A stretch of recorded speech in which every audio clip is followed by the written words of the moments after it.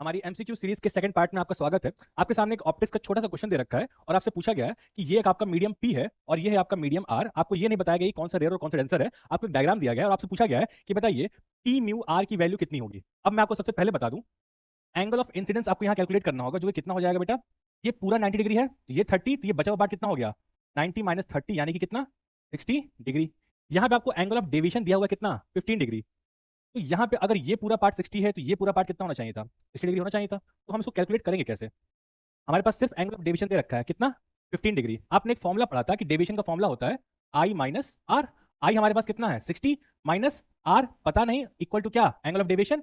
तो आर की वैल्यू बेटा यहाँ से आ गई 60 माइनस 15 जो कि कितना हो गया 45 डिग्री। यानी कि यहाँ पे जो एंगल ऑफ रिफ्रैक्शन बन रहा है वो कितना बन रहा है 45 डिग्री बन रहा है। अब हमारे पास एंगल ऑफ इंसिडेंस है, हमारे पास एंगल ऑफ रिफ्रैक्शन है, तो सिंपल सा काम हम यहाँ क्या लगा देंगे sine i by sine r किसके बराबर होगा बेटा म्यू के। साइन आई की वैल्यू कितनी साइन 60 अपॉन साइन 45 किसके बराबर होगा म्यू के। साइन 60 की वैल्यू होती है √3/2 और साइन 45 की वैल्यू होती है 1/√2। ये हो जाएगा √3/2 इंटू √2। आपका यहाँ √2 से 2 कटेगा, यहाँ बचेगा सिर्फ √2। आपका आंसर हो गया √3 अपॉन √2 1.732 अपॉन 1.414। इसको आप सॉल्व करेंगे तो इसका आंसर लगभग लगभग 1.2 के इक्वल आएगा। यानी कि आपका करेक्ट आंसर कितना था, आपका करेक्ट आंसर था 1.2। ऐसे ही और इंटरेस्टिंग ऑप्टिक्स के क्वेश्चन देखने के लिए आप हमारे पेज को फॉलो कर सकते हैं।